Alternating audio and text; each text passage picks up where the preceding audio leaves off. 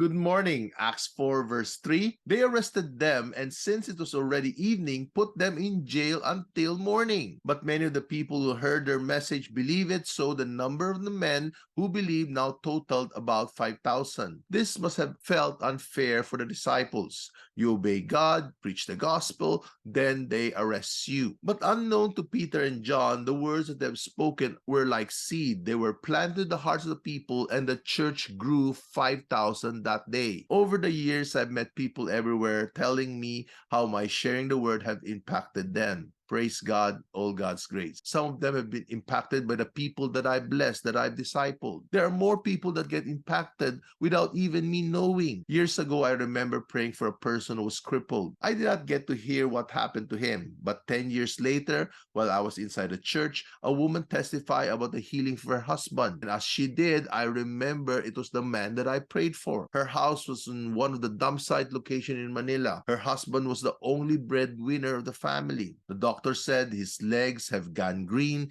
and he need to be amputated. Her life could have been worse. Being so poor, no husband to provide for her, having the additional burden of taking care of her husband. But by God's grace, her husband got healed.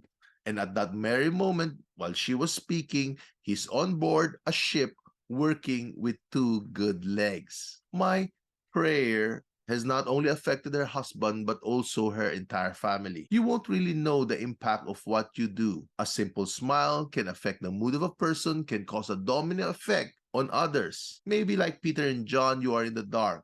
But be ensured every good things that you have sown, you will reap a harvest somewhere.